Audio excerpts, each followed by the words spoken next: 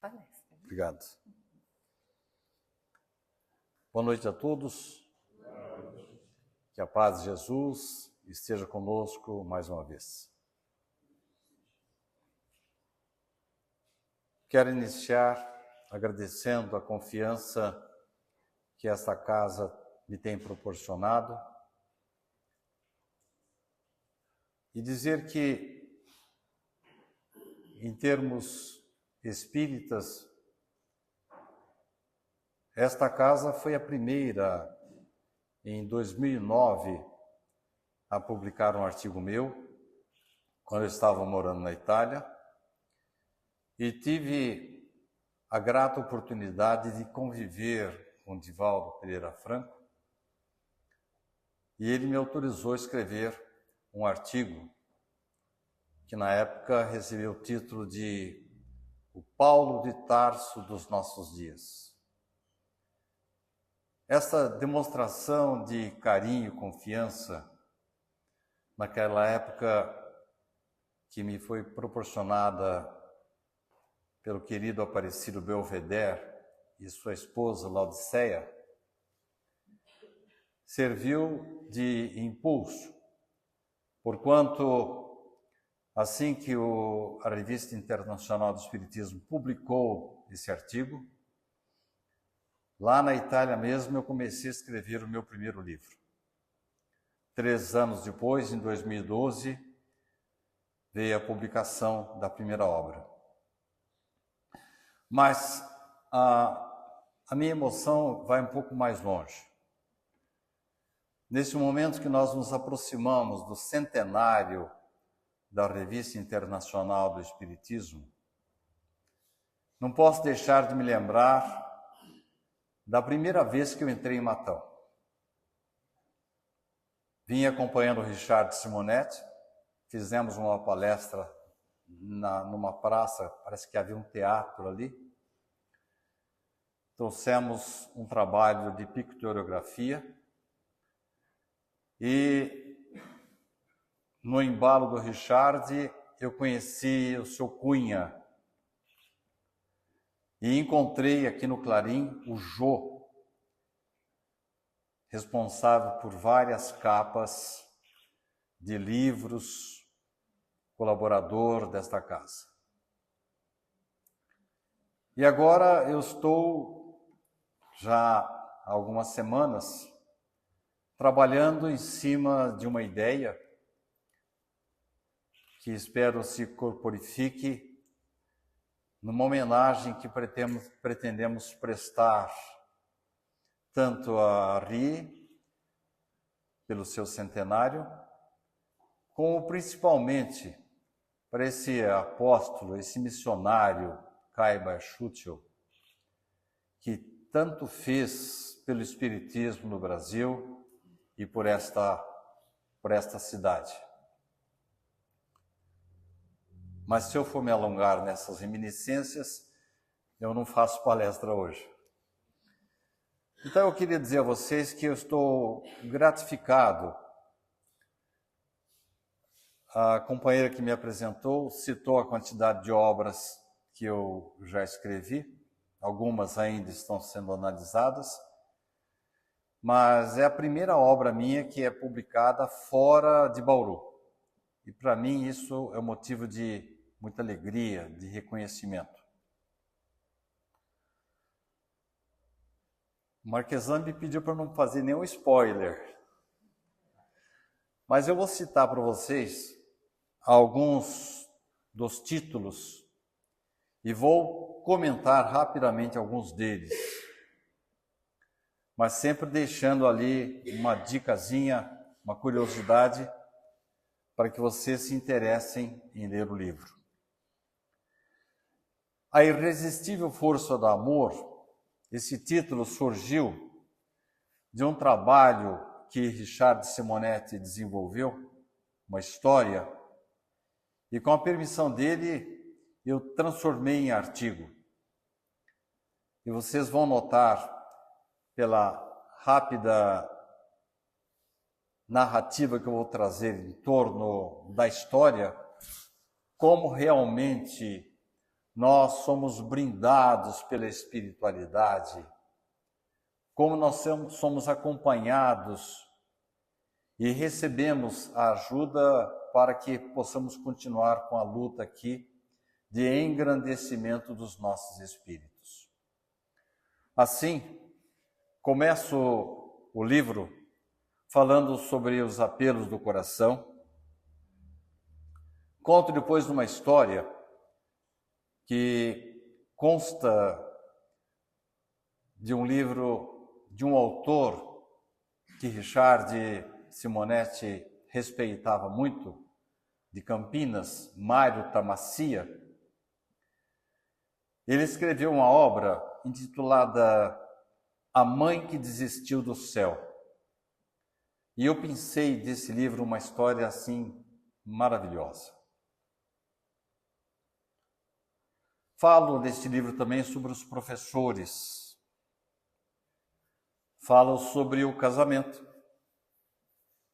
Podemos casar de novo? Sim. E às vezes podemos casar de novo com a própria esposa. E eu trato desse assunto trazendo uma tabelinha assim de 10 sugestões para que nós possamos preservar a nossa saúde familiar, a atenção que devemos, esta é a palavra, precisamos ter em relação aos nossos filhos, à nossa esposa e aos entes queridos que convivem conosco na mesma casa.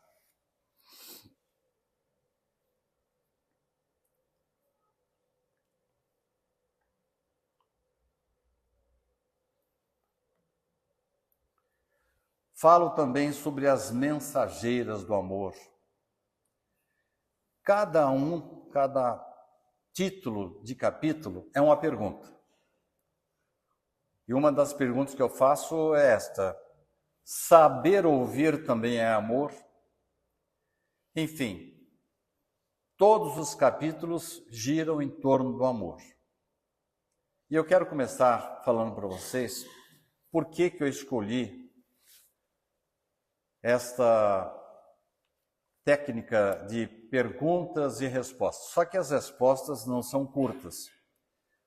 Em relação a cada pergunta que eu faço no título, eu trago uma história, um comentário, alguma coisa que dê conteúdo, dê preenchimento às dúvidas que temos sobre esse assunto. E as pessoas podem até se assustar, porque eu começo o livro falando de maiêutica. Mas o que é maiêutica? Como que ela se relaciona com o amor, com o autoconhecimento? Na verdade, maiêutica é um método de diálogo usado por Sócrates que busca despertar, provocar nas pessoas o que elas têm de conhecimento intrínseco, às vezes no seu subconsciente. Trata-se, a intenção de Sócrates, era de encorajar a reflexão do seu entrevistado, fazendo perguntas que, ordinariamente, pelo nível cultural da pessoa, ela não saberia responder. Sócrates, sabidamente, era reencarnacionista. Então ele partiu do princípio de que nós trazemos do passado, de uma forma assim, meio escondida, meio inata, alguma cultura do passado.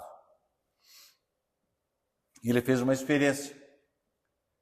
Pegou um escravo que o assistia e começou a fazer perguntas e reperguntas, e ele descobriu maravilhado que aquela técnica dele, a maiêutica, que literalmente significa parir o conhecimento, ele conseguiu extrair daquele rapaz simples, supostamente inculto, estimulou o surgimento dos conhecimentos intrínsecos no espírito daquele escravo. Trouxe a lume a sua essência cognitiva, que ninguém imaginaria que existisse numa criatura tão simples, naquele indivíduo supostamente inculto. Então nós podemos imaginar como é importante nós darmos oportunidades para as pessoas que estão à nossa volta. E em dado momento, eu menciono crianças, falo sobre crianças que precisam de toda a nossa atenção, o nosso adubo amoroso, para que ele possa ter condições de fazer, de exteriorizar o conhecimento que ele já tem de vidas passadas, mas de forma que ele possa melhor aproveitar essa bagagem pretérita através da assistência. Falo de professores que têm essa habilidade, têm esse condão.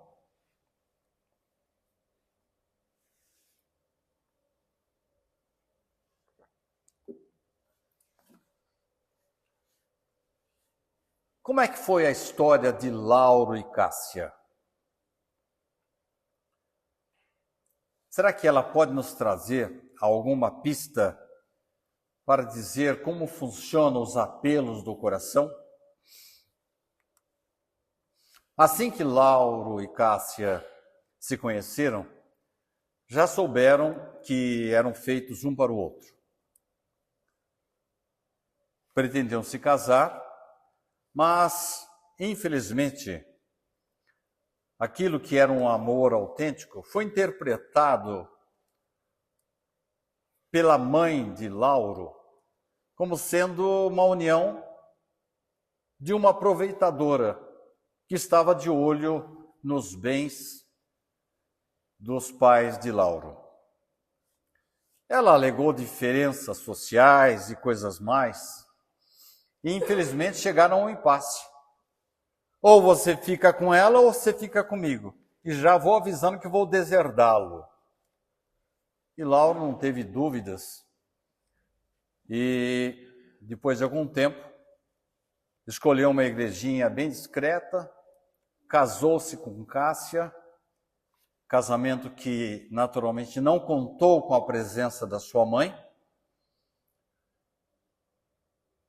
Mudou-se de cidade e eles nunca mais se falaram. Até que um dia, a mãe surpreendeu-se com uma carta que chegou às suas mãos. Uma letra infantil. Deu-se conta que haviam se passado 7 anos desde o casamento do filho. Querida vovó, estou escrevendo para dizer que esperamos sua visita. Mamãe diz que você é uma pessoa muito boa, que ama a todos nós, mas é muito ocupada. Por isso, peço sempre a Jesus que lhe dê um tempinho para vir nos ver. Amamos muito você. Muitos beijos, vovó. Não esqueça, quero ver você. Com carinho, Silvinha. Um raio teria feito menos estrago.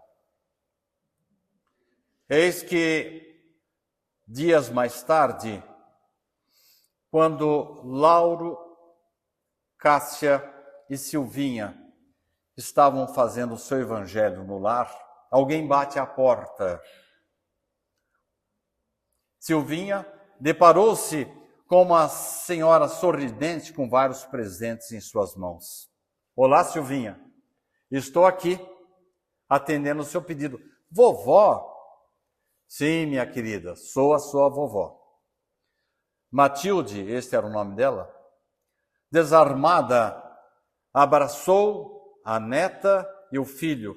Mas o abraço maior estava reservado para Cássia. Um abraço demorado e palavras especiais. Deus abençoe minha filha por relevar as impertinências desta velha e pela orientação que deu à minha neta.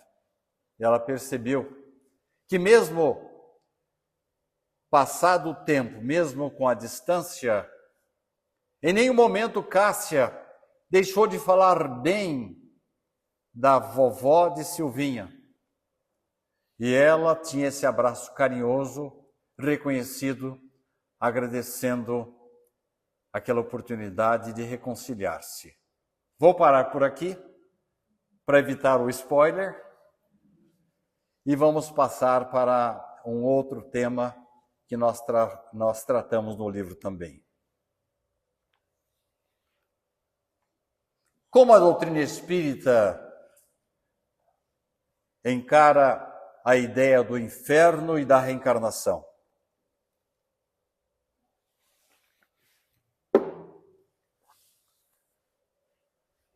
Sendo ligeiramente doutrinário, nós podemos nos lembrar que a doutrina espírita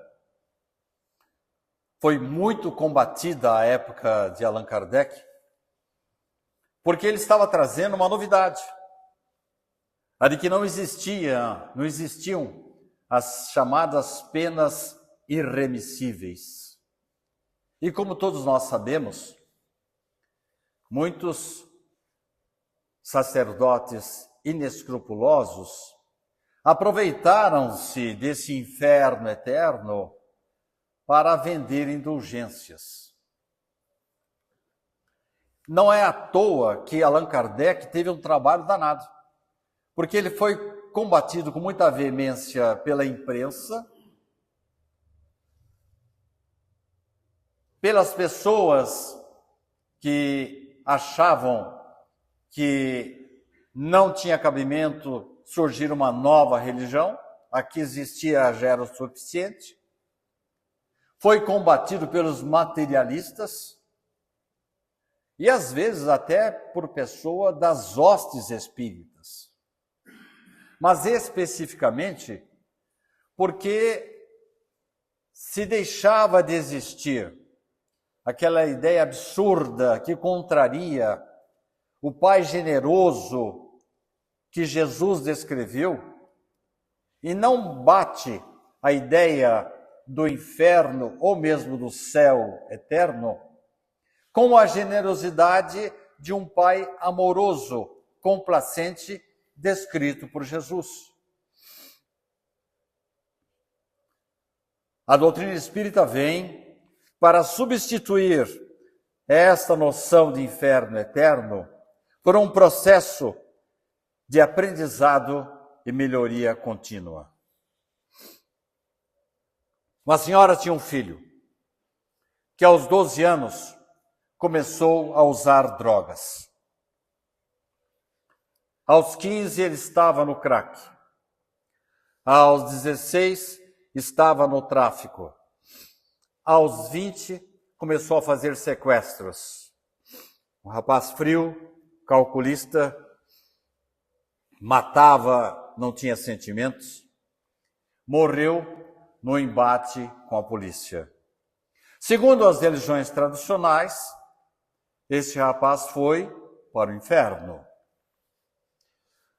A mãe, prestimosa, boa, daquelas pessoas, sabe, todos nós aqui conhecemos alguém assim. Sabe aquelas pessoas que já nascem praticamente conectadas com Deus, com as coisas do alto? Aquelas pessoas que não precisa muito trabalho, uma faísca já incendeia esse coração que já vem preparado para ter fé. É claro que nós sabemos pela doutrina espírita que não há privilégio nenhum. Essa pessoa não é privilegiada. Ela simplesmente já passou por muitas experiências no passado e nesta vida, ainda que seja uma pessoa muito simples, sem cultura, mas com muita sabedoria, estas pessoas são dignas de engrandecimento, de nossa observação, de nossa reflexão. era a mãe desse rapaz. Ela levou a sua vida de uma maneira tranquila, equilibrada, até o fim, com dignidade. Após a morte, segundo estes religiosos, ela foi para o céu.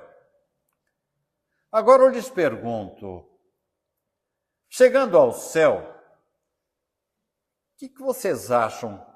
Qual foi a primeira pergunta que ela fez?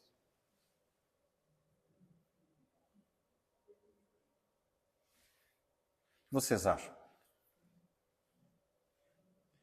Onde está o Ditinho? Ah, o Ditinho está no inferno. Então eu quero ir para lá. Não pode. Então, trago o Ditinho para ficar ao meu lado, aqui no céu. Também não pode. Mas espera aí. Eu não posso ir, então não posso mais ter contato com meu filho, então não vou ser feliz no céu.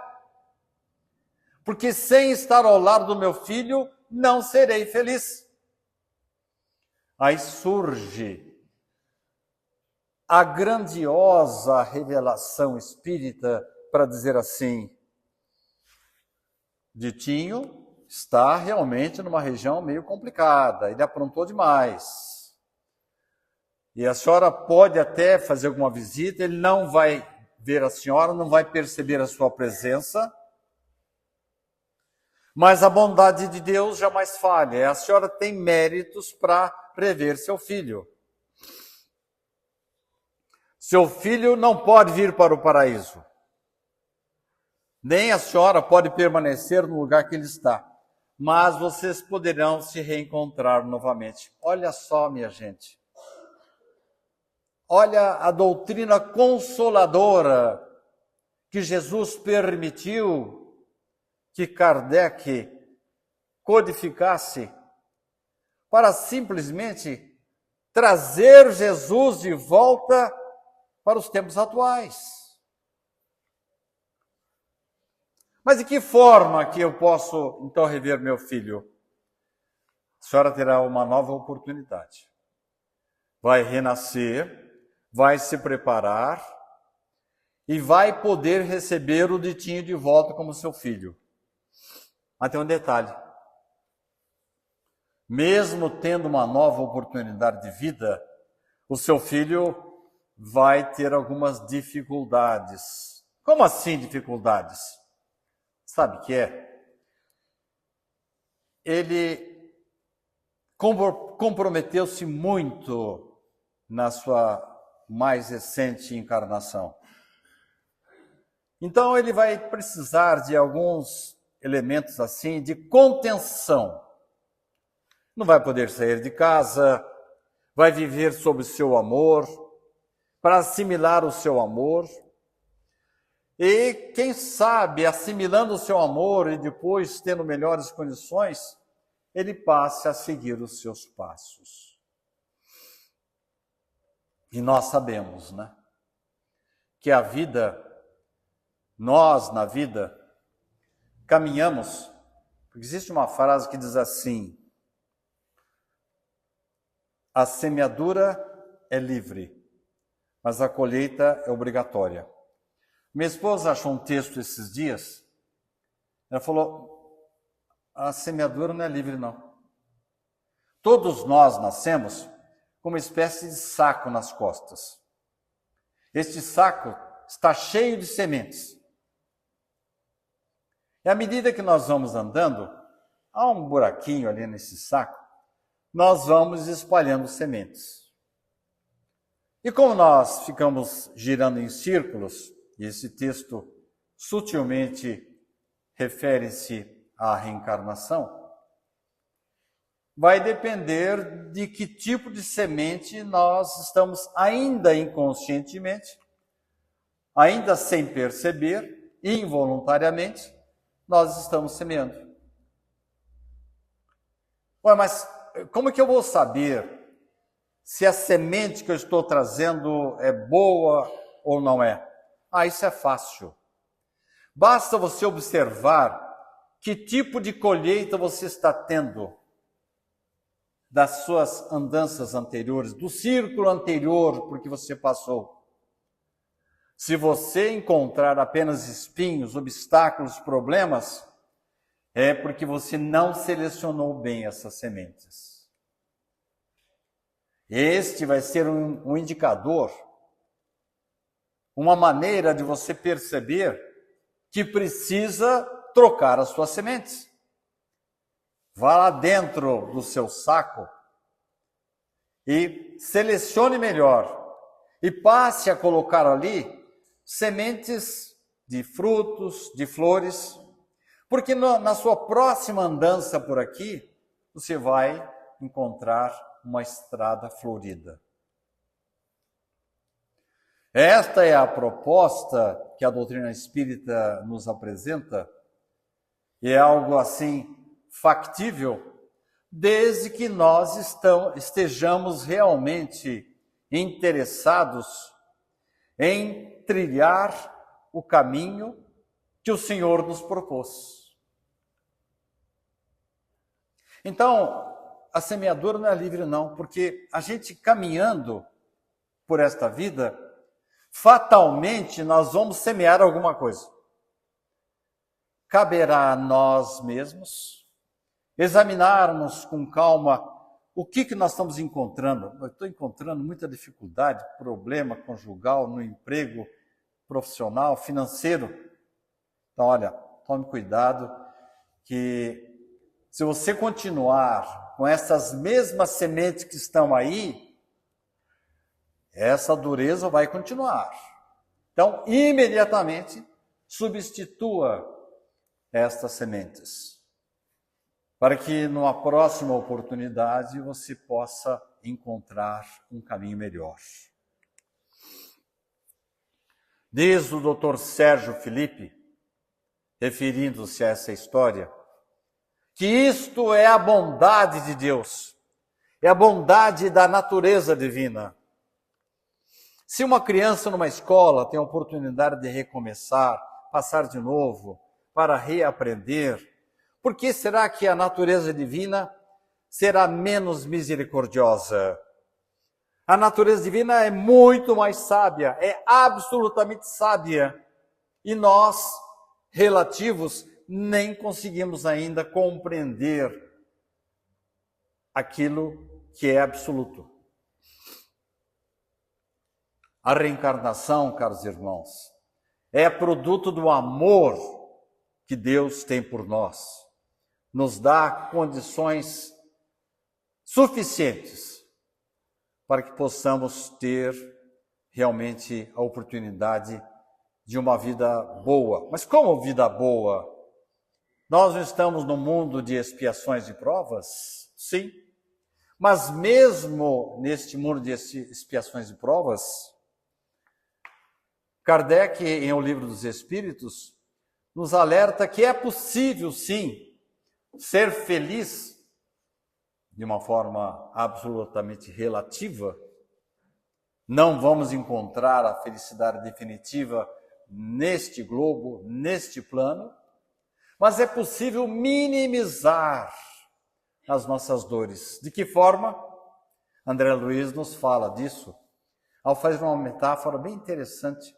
Ele diz que um som, se for preenchido pelo outro lado, preenchendo-se os vácuos desse som, eles se juntam e se faz o silêncio.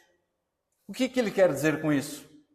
Significa que se nós temos alguma herança negativa do passado, nós temos que encaixar coisas positivas que anulem esta herança do passado. Nós temos muitas histórias que falam sobre isso. Criaturas que estavam programadas para vir esta vida para sofrer muito. Há uma história de Hilário Silva, de Saturnino Pereira, um indivíduo que aprontou no passado e ele mesmo decretou para ele mesmo uma pena terrível. Quando completasse os 30 anos, ele deveria perder o braço direito. Mas Saturnino foi uma criança boa, foi um jovem ajuizado. Na maturidade, ele só se preocupava com a família, em fazer o bem. Na fábrica que ele trabalhava, todos amavam o Saturnino.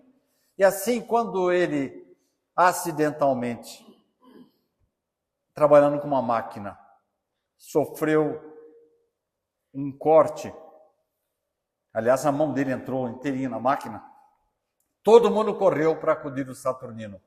Mas logo com o Saturnino, uma pessoa tão boa, e ele ficou chateado, né? Ficou frustrado. Graças a Deus e à doutrina espírita, quando ele foi à noite ao centro espírita, ele teve a oportunidade de conversar com seu mentor espiritual. Ó, Saturnino, a coisa saiu barata. Porque muito tempo atrás, você decretou que hoje perderia o braço direito. Não estamos aqui para elogiar, mas você tem sido um homem bom. E a sua pena, de uma certa forma, foi comutada. E ao invés de você perder o braço direito, você perdeu apenas um dedo. Caiu a ficha para Saturnino. Entendendo que mesmo sem saber, sem compreender, sem projetar para o futuro, aquela terrível penalidade que ele havia impingido a ele mesmo, ele entendeu que ele havia sido objeto de uma moratória da divindade. Por isso que nós podemos perfeitamente dizer que mesmo que tenhamos muitas contas para acertar com Deus, a doutrina espírita nos esclarece, nos abre assim um caminho extraordinário, mostrando como nós podemos minimizar as nossas culpas. Com aquela metáfora de André Luiz, preenchendo a parte contrária de elementos negativos com elementos positivos, que vão zerar a nossa conta. A nossa vida, caros irmãos, é como uma espécie de bumerangue. Aquela arma usada pelos silvícolas australianos. Dependendo do que nós colocamos no nosso bumerangue, ele vai, volta e vai nos trazer o resultado daquilo que nós lançamos.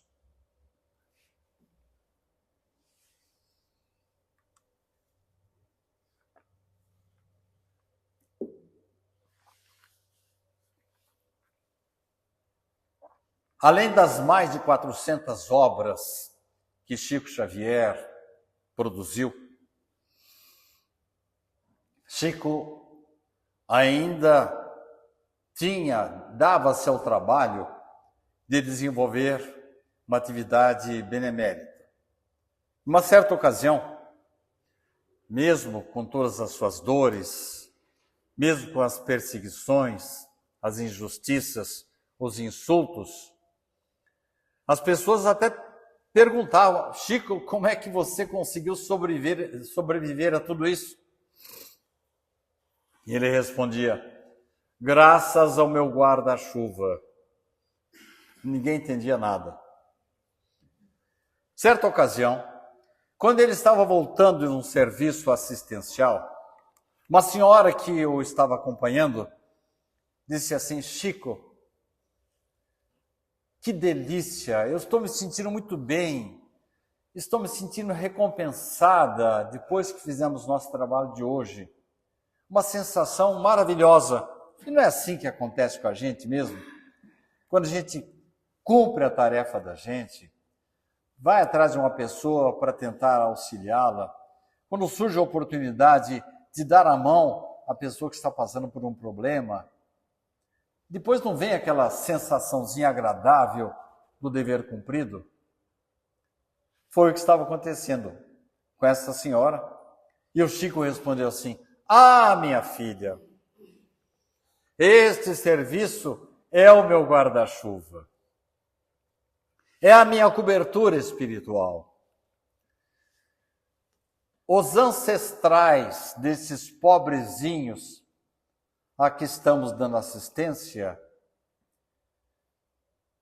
os assistidos podem ser até ingratos, mas aqueles que já desencarnaram sentem-se, assim, honrados com o trabalho que nós realizamos. E com isso, eles acabam simpatizando-se conosco. Então, o avô, a avó, o tio, o irmão mais velho que já faleceu, estão de olho em quem está ajudando aqueles pobrezinhos. E quando eles percebem que nós estamos fazendo esse trabalho, eles vêm até nós e nos abraçam. Daí essa sensação agradável pela qual você está passando. No livro Voltei, de Irmão Jacó, há uma descrição semelhante a esta. Quando Jacó, de repente, viu uma espécie assim de revoada, de longe, parecia para ele, que eram pássaros que estavam se aproximando. Quando eles chegaram mais próximos, não eram crianças, eram adultos, pessoas idosas, desencarnados, que estavam vindo para dar as boas-vindas a uma professora, uma mulher maravilhosa que durante toda a sua vida tratara os seus alunos como se fossem seus filhos. Daí acontecer o que acontecia com Chico. Os ancestrais já desencarnados, lá de cima, ficavam felizes com o trabalho que aquela mulher estava desenvolvendo em favor dos seus filhos, netos, sobrinhos. E ali estavam eles agora, trazendo flores, músicas, envolvendo aquela mulher, recebendo-a de braços abertos no plano espiritual.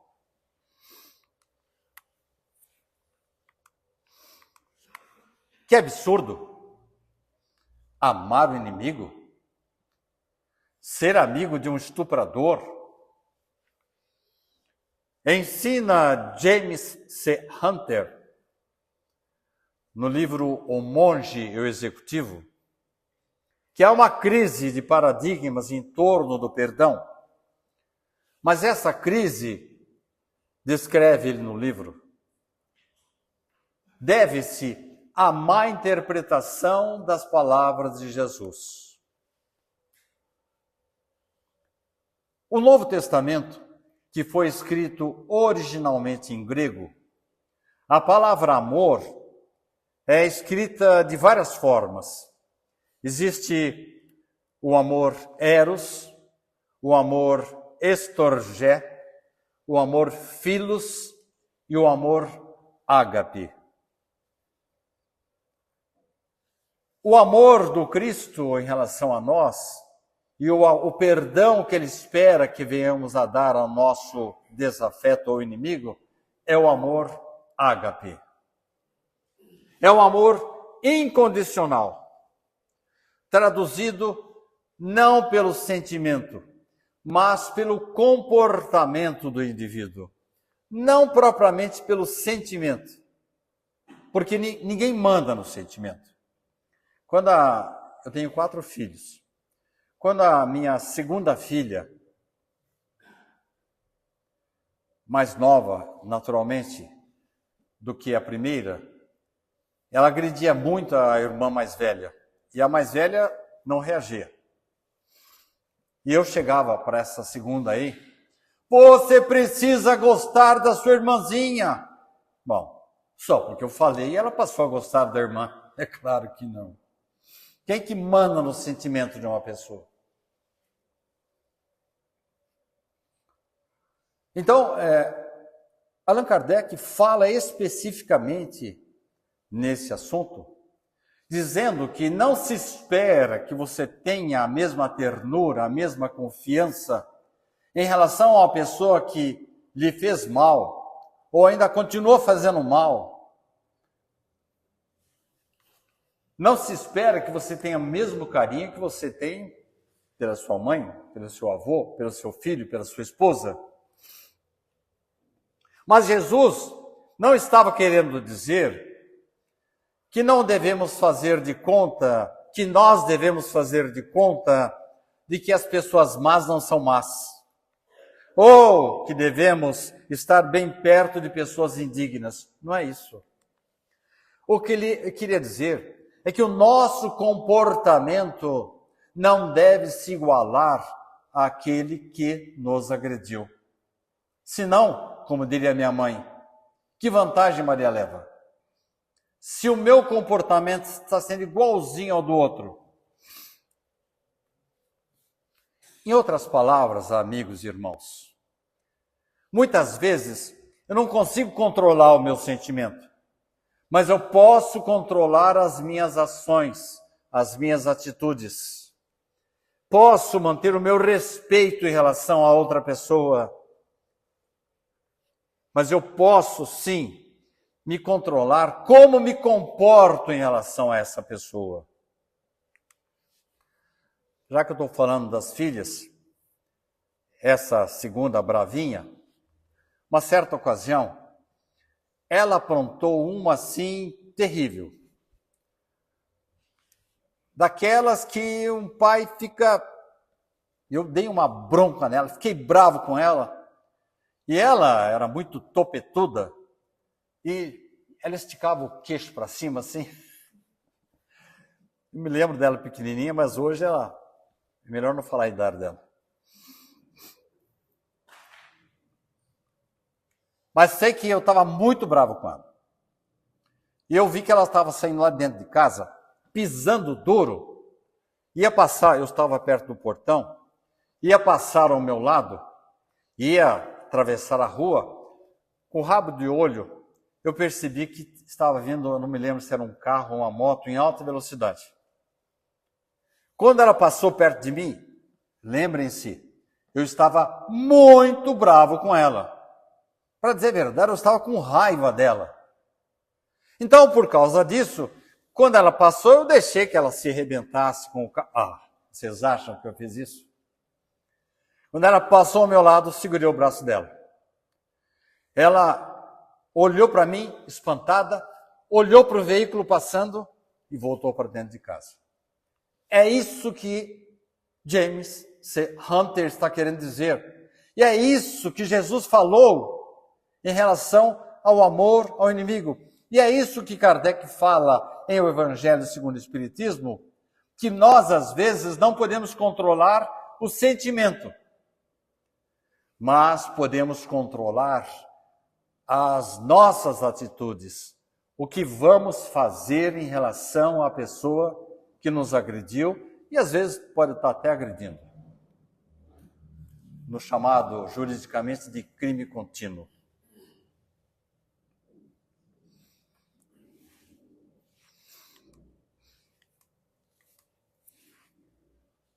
Meu tempo está se esgotando e eu quero lhes contar uma outra história que consta do livro também, e é uma história surpreendente. Às vezes eu fico pensando, né? Qual vai ser a recepção que eu vou ter lá no plano espiritual, quando eu desencarnar? Porque ninguém é santo, né? Fez muita bobagem, está tentando se melhorar, está tentando coibir as suas más tendências, está procurando fazer a sua transformação moral, mas a gente não tem, assim, um densidômetro, né? Para saber como é que está a nossa situação, se estamos agradando ou não ao plano espiritual. É bem verdade que há um índice, sim, e Kardec fala disso, é a nossa consciência. Ela é a nossa vigia, ela é o nosso termômetro em relação ao que estamos fazendo.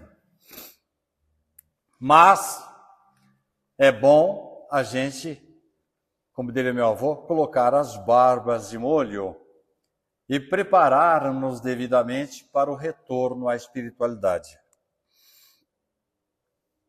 Será que vamos poder contar com uma festejada comitiva, como aquela professora que foi recebida por ex-alunos, por avós, tios, pais, que abraçaram-na com flores e músicas?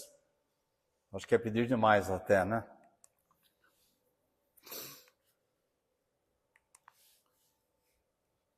Um homem acabara de sair da prisão.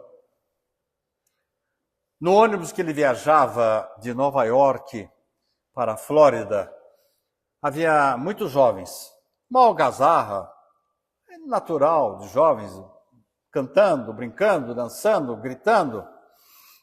E ele estava num cantinho lá do ônibus. E ele não queria conversa com ninguém. Estava isolado. E poderia se ver no seu semblante preocupação e tristeza. Uma das jovens percebeu essa situação e aproximou-se dele. Queria animá-lo, puxar uma conversa, né? Como é seu nome? Meu nome é Vingo. Você é casado? Não sei. Como assim? Você não sabe se é casado? Na verdade, eu acabei de sair da prisão. Como a minha permanência nessa prisão ia ser muito longa, eu escrevi para minha esposa dizendo a ela que ela estava liberada das suas obrigações matrimoniais comigo, que ela estava autorizada a procurar uma outra pessoa que cuidasse dela, cuidasse dos nossos filhos. E depois disso, nunca mais trocamos cartas. Você está voltando para casa? Sim. Na semana passada, quando eu recebi o livramento condicional, escrevi novamente para minha esposa. Disse a ela que eu iria voltar. Caso ela me quisesse ainda de volta, deveria amarrar um lenço verde num grande carvalho que existe na entrada da nossa cidade. Meu Deus, disse a moça, entendendo toda a apreensão, todo o drama que Vingo estava sentindo, aquela revolução de ideias e sentimentos que ele estava vivenciando. Comovida, chamou imediatamente os colegas, explicou a situação, eles pararam com a algazarra e ficaram em volta do Vingo, procurando dar algum apoio para que ele pudesse enfrentar aquele momento difícil com alguém, pelo menos ao seu lado. Ficaram solidários, torcendo pelo Vingo. Por fim, surgiu o frondoso carvalho. Todos estavam petrificados. E, de repente, o homem levantou-se. E de seus olhos começaram a correr grossas lágrimas. O carvalho parecia uma árvore de Natal. Havia nele 20 ou 30 lenços verdes. Era uma extraordinária mensagem de boas-vindas. Moças e rapazes começaram a gritar, chorar, dançar dentro do ônibus. E o homem chamado Vingo desceu e foi ao reencontro da sua vida. A história não termina aí. Marquesan, eu estou obedecendo a sua sugestão. Se quiserem saber o final, só lendo o livro mesmo. Minha gente, quero mais uma vez agradecer a generosidade desta casa. Como é? Desculpe, eu não entendi. Nós ficamos muito curiosos com a história. Mas é uma história muito boa. Essa história também é de Mairo Tamassia, que era o escritor predileto do Richard Simonetti. Mas eu quero, nesse encerramento, agradecer ao apoio que o Cássio tem me dado, me lembrar do querido Aparecido Belvedere, que foi o primeiro que me abriu as portas do Clarim, publicando meu primeiro artigo. numa época que eu só publicava artigos pelo Jornal da Cidade de Bauru. E a partir dessa publicação que eu me estimulei a escrever meu primeiro livro e depois começar a mandar material aqui para o Clarim, que graças a Deus tem publicado nos 2 noticiosos. E também, depois, por uma sugestão intuitiva de Richard Simonessi, eu mandei um artigo para a revista Reformador, que também está publicando os meus artigos. Enfim, eu me sinto assim, guardadas as devidas proporções, como Caio Barchútio se sentiu quando ele foi rodeado aqui em Matão por tantos colaboradores. E as pessoas tinham todos os motivos para não confiar nele, era um ex-católico. Mas as pessoas foram se aproximando de Caibar, e eu estou tentando escrever um texto sobre ele agora, e eu me emociono, fico maravilhado com aquilo que aconteceu e as lições que Caibar nos trouxe. Esta casa é fruto do seu trabalho. Primeira vez que eu vim ao Clarim, evidentemente esse salão maravilhoso não existia ainda. Mas o seu Cunha e o Jô me abraçaram e eu nem imaginava que um dia seria colaborador de vocês. Muito obrigado a todos vocês. Obrigado à direção da casa, a Lúcia, ao Marquesan, ao Cássio, pela oportunidade que vocês estão me dando. Que Jesus possa abençoá-los.